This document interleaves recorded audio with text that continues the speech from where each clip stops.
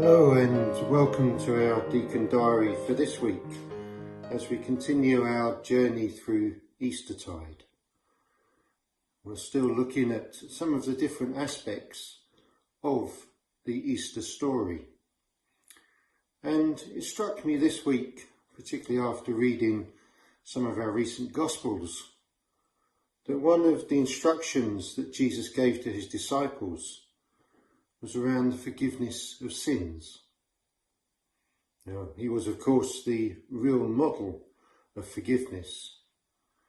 And apart from the obvious, that's namely the apostles and those closest to him, there was a significant amount of forgiveness that was needed throughout the whole of the Easter story. And it was even to the point that Jesus himself asked the Father to forgive those who were crucifying. So who else might we need to forgive? Who else would have needed forgiveness during the Easter story? Perhaps we think of Pilate, Herod, the chief priests or the Sanhedrin. What about the soldiers and the crowd? And to be honest, the list is probably a lot longer. I'm sure that you can add a few of those that I've not already said. But this made me reflect on my own experience and my own attitude to forgiveness. I was thinking about times when someone does me wrong and then says sorry. But how am I with the situation such as Jesus experienced, when people do wrong, but they don't say sorry? Can I still have it in me to forgive them?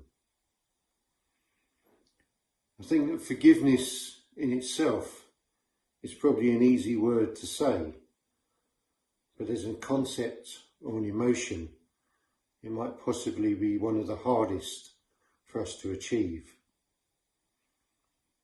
And putting aside my judgment of whether or not someone else has done wrong, how good am I at not labelling someone? How good am I at not thinking they can't be trusted?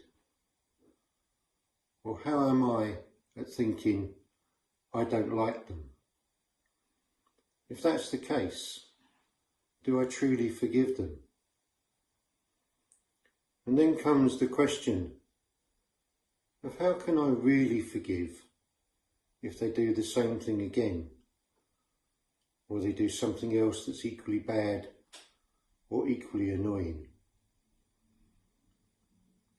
And as I was thinking about it and trying to work this out, obviously the answer once again comes from Christ himself.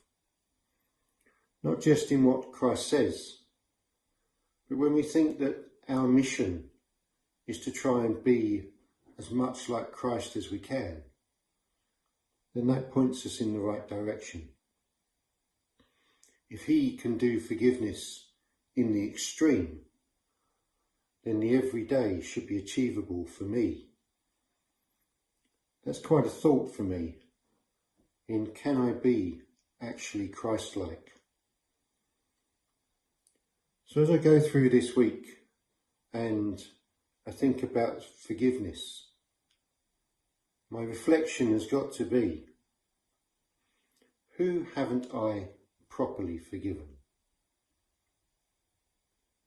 And then, of course, what am I going to do about it?